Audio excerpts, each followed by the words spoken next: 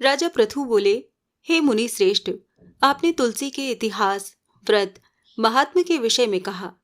अब कृपा करके मुझे ये बताइए कि कार्तिक मास में क्या और भी देवताओं का पूजन होता है? ये भी विस्तार पूर्वक बताइए। नारद जी बोले, पूर्व काल की बात है।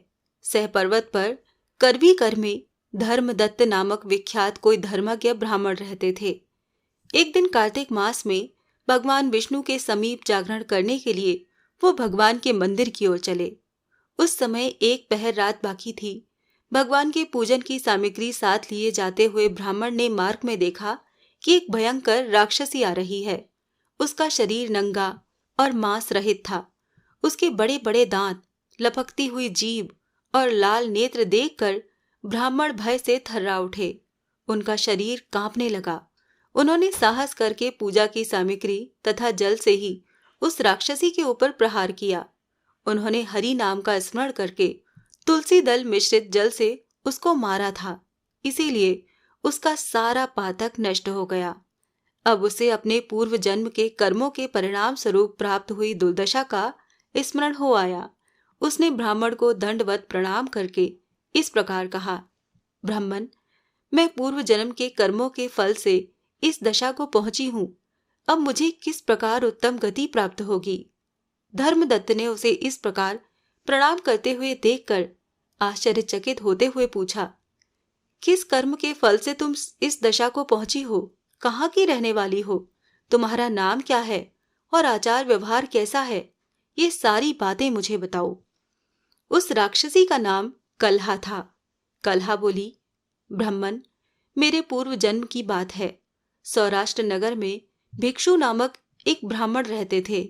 मैं उनकी पत्नी थी। मेरा नाम कलहा था और मैं बड़े क्रूर स्वभाव की स्त्री थी। मैंने वचन से भी कभी अपने पति का भला नहीं किया। उन्हें कभी मीठा भोजन नहीं परोसा।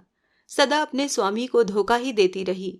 मुझे कलह विशेष प्रिय था।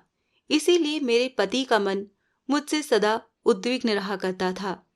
अंततोगत्वा उन्होंने दूसरी स्त्री से विवाह करने का निश्चय कर लिया। तब मैंने विष खाकर अपने प्राण त्याग दिए। फिर यमराज के दूत आए और मुझे बांधकर पीटते हुए यमलोक में ले गए। वहां यमराज ने मुझे देखकर चित्रगुप्त से पूछा, चित्रगुप्त, देखो तो सही इसने कैसा कर्म किया है। जैसा इसका कर्म हो उसके अनुसार ये शुभ या अशुभ प्राप्त करे। चित्रगुप्त ने कहा, इसका किया हुआ कोई भी शुभ कर्म नहीं है। ये स्वयं मिठाइयां उड़ाती थी और अपने स्वामी को उसमें से कुछ भी नहीं देती थी। इसने सदा अपने स्वामी से द्वेष किया है।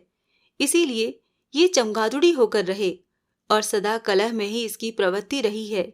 इसीलिए ये विष्ठा भोजी सूकरी के योनि में रहे। जिस बर्तन में भोजन बनाया जाता है उसी में ये सदा अकेली खाया करती थी। अतः उसके दोष से ये अपनी ही संतान का मांस खाने वाली बिल्ली हो। इसने अपने पति को निमित्त बनाकर आत्मघात किया है। इसीलिए ये अत्यंत निंदनीय स्त्री प्रेत के शरीर में भी कुछ काल तक अकेली ही रहे। इसे यमदूतों द्वारा निर्जल प्रदेश में भेज देना चाहिए। वहां दीर्घ काल तक ये प्रेत के शरीर में निवास करे। इसके बाद ये पापिनी शेष 3 योनियों का भी उपभोग करेगी। कलहा ने कहा, विप्रवर, मैं वही पापिनी कलहा हूं। इस प्रेत शरीर में आए मुझे 500 वर्ष बीत चुके हैं। मैं सदैव भूख प्यास से पीड़ित रहा करती हूँ। एक बनिए के शरीर में प्रवेश करके मैं इस दक्षिण देश में कृष्णा और वेणी के संगम तक आई हूँ। ज्यों ही संगम तट पर पहुंची त्यों ही भगवान शिव और विष्णु के पार्षदों ने मुझे बलपूर्वक बनिए के शरीर से दूर भगा दिया। तब से मैं भूख का कष्ट सहन करती हुई इधर उधर घूम रही हूँ। इतने में ही आपके ऊपर मेरी दृष्टि पड़ गई। आपके हाथ में तुलसी मिश्रित जल का संसर्ग पाकर मेरे सब पाप नष्ट हो गए हैं। द्विजश्रेष्ठ, अब आप ही कोई उपाय कीजिए। बताइए, मेरे शरीर से और भविष्य में होने वाली भयंकर 3 योनियों में से किस प्रकार मैं मुक्त होऊंगी। कलहा का ये वचन सुनकर धर्मदत्त उसके पिछले कर्मों और वर्तमान अवस्था को देखकर बहुत दुखी हुआ। फिर उसने बहुत सोच विचार करने के बाद कहा, तीर्थ में दान और व्रत आदि सत्संग करने से मनुष्य के पाप नष्ट हो जाते हैं, परंतु तू तो प्रेत के शरीर में है। अतः उन कर्मों को करने की अधिकारिणी नहीं है। इसीलिए मैंने जन्म से लेकर अब तक जो कार्तिक का व्रत किया है, उसके पुण्य का आधा भाग मैं तुझे देता हूँ, तो उसी से सद्गति को प्राप्त हो जा। इस प्रकार कहकर धर्मदत्त ने द्वादाक्षर मंत्र का श्रवण कराते हुए तुलसी मिश्रित जल से ज्यों ही उसका अभिषेक किया, त्यों ही वो प्रेत योनि से मुक्त होकर प्रज्वलित अग्निशिखा के समान तेजस्विनी और दिव्य रूप धारिणी देवी हो गई और सौंदर्य में लक्ष्मी जी की समानता करने लगी। तदंतर उसने भूमि पर दंड की भांति गिरकर ब्राह्मण देवता को प्रणाम किया और हर्षित होकर गदगद वाणी में कहा, हे द्विजश्रेष्ठ, आपके प्रसाद से आज मैं इस नरक से छुटकारा पा गई। मैं तो पाप के समुद्र में डूब रही थी और आप मेरे लिए नौका के समान हो गए। वो इस प्रकार ब्राह्मण से कह रही थी कि आकाश से एक दिव्य विमान उतरता दिखाई दिया। वो अत्यंत प्रकाशमान एवं विष्णु रूपधारी पार्षदों से युक्त था। विमान के द्वार पर खड़े हुए पुण्यशील और सुशील ने उस देवी को उठाकर श्रेष्ठ विमान पर चढ़ा लिया। तब धर्मदत्त ने बड़े आश्चर्य के साथ उस विमान को देखा और विष्णु रूपधारी पार्षदों को देखकर साष्टांग प्रणाम किया। पुण्यशील और सुशील ने प्रणाम करने वाले ब्राह्मण को उठाया और उसकी सराहना करते हुए कहा, हे द्विजश्रेष्ठ, तुम्हें साधुवाद है, क्योंकि तुम सदैव भगवान विष्णु के भजन में तत्पर रहते हो, दीनों पर दया करते हो, सर्वज्ञ हो तथा भगवान विष्णु के व्रत का पालन करते हो। तुमने बचपन से लेकर अब तक जो कार्तिक व्रत का अनुष्ठान किया है, उसके आधे भाग का दान देने से तुम्हें दूना पुण्य प्राप्त हुआ है और सैकड़ों जन्मों के पाप नष्ट हो गए हैं। अब ये वैकुंठ धाम में ले जाई जा रही है। तुम भी इस जन्म के अंत में अपनी दोनों स्त्रियों के साथ भगवान विष्णु के वैकुंठ धाम में जाओगे और मुक्ति प्राप्त करोगे।